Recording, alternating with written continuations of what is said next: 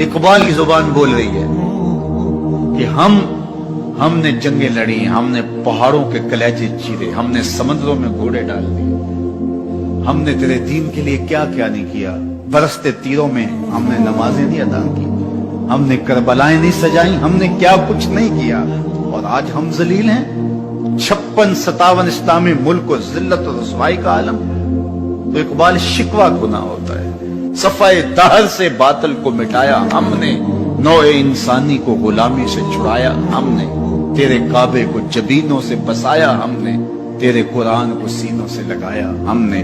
फिर भी हमसे गिला है कि वफादार नहीं, हम वफादार नहीं, तू भी तो दिलदार नहीं। अब जवाब उधर से आता है, लहजा इकबाल का है। वही लफ्ज है, सिर्फ सीगा बदलता है, आवाज आ रही है।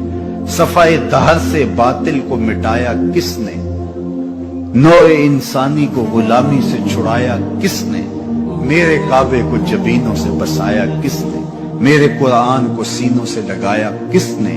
थे तो आबा वो तुम्हारे ही मगर तुम क्या हो, थे तो आबा वो तुम्हारे ही मगर तुम क्या हो। हाथ पे हाथ धरे मुंतजरे फरदा, हर कोई मस्ते मए ज़ौक़े तन आसानी है, तुम मुसलमान हो ये अंदाज़े मुसलमानी। हैदरी फक्र है नए दौलते उस्मानी है, तुमको असलाफ से क्या निस्बत रूहानी है। वो मुअज़्ज़ज़ थे ज़माने में मुसलमान होकर, तुम खार हुए तार के कुरान होकर।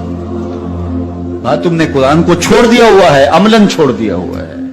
तुमने गुलाफों में लपेट के तो रखा, खुशबू तो अच्छी से अच्छी लगाई, ऊंचे ताक पे तुमने कुरान को सजाया। सच बताओ कभी खोल के देखा, सच बताओ कभी कुरान से पूछा मैं जिंदगी कैसे गुजारूं।